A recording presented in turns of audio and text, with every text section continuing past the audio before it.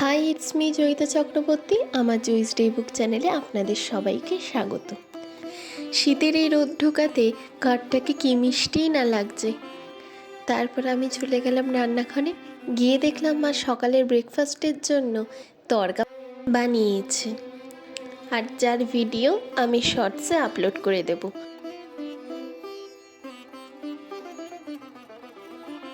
ব্যাস, তারপর খাওয়া দাওয়া সেরে বাইরে গিয়ে দেখলাম এই কিউটি আমার জন্য অপেক্ষা করছে। কেন জানি না, এই বাচ্চাগুলোদের আদর করলেই আমার স্কুবি আবার খুব রেগে যায়।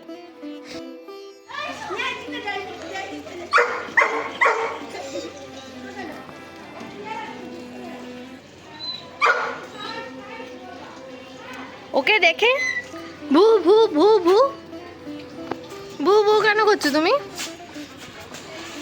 কেন করছো তুমি? ভু ভু কেন করছো? তোমাকে কি আদর করা হয় না? ওকে একটু আদর করছে বলে তোমার হিংসা হচ্ছে?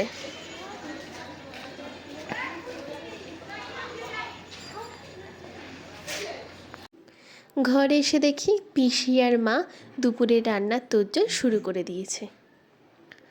আজ দুপুরের মেনুতে ছিল বাহারি ডিম, যার জন্য কড়াইয়ে সাদা তেল দিয়ে তার মধ্যে অল্প পরিমাণে ঘি দিয়ে ডিম আর আলুটা ভালো করে ভেজে নিয়েছে।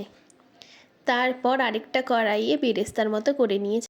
আলু আর ডিম ভালো মতন ভাজা ভাজা হয়ে গেলে ওই তেলে দুটো শুকনো লঙ্কা, দারচিনি, এলাচ, গোটা জিরে সব ভালো মতন দিয়ে তার মধ্যে পেঁয়াজ কুচি দিয়ে ভালো মতন ভাজা ভাজা হয়ে গেলে তারপর যাবে আদা ও রসুন বাটা, দেন জিরে গুঁড়ো, ধনে গুঁড়ো, নুন, হলুদ সেরকম যাবে না যেহেতু এই রান্নাটা সাদা সাদা, তাই আর কি।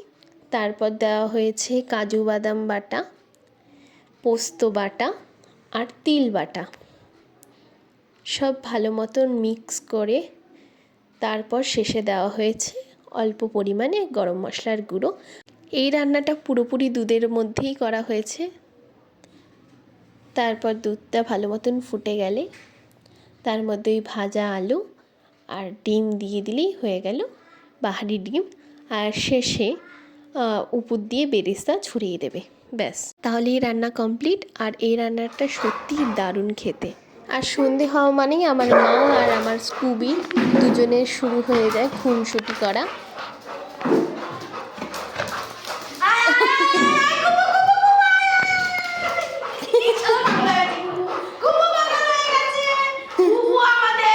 সত্যিকারের পাগল হয়ে গেছে। এবার এই পাগলা গারদে নিয়ে যেতে হবে কুকুকে। কুকুকে কোথায় নিয়ে যাব? কুকুরের কি পাগলা গারদ আছে?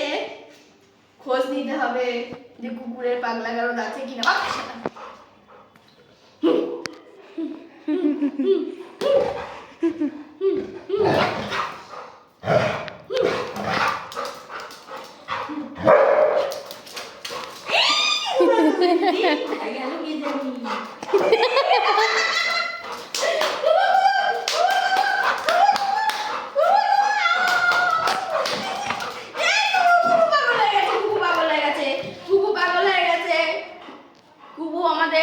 পাগল হয়ে গেছে, মাথাটা কাজে গন্ডগোল হয়ে গেছে।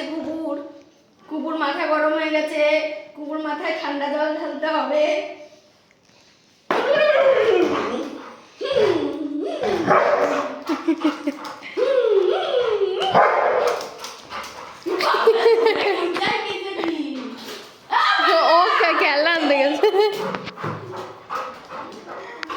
পাগলে খাবি কি ঝাড়ে মরে যাবি, খাবি।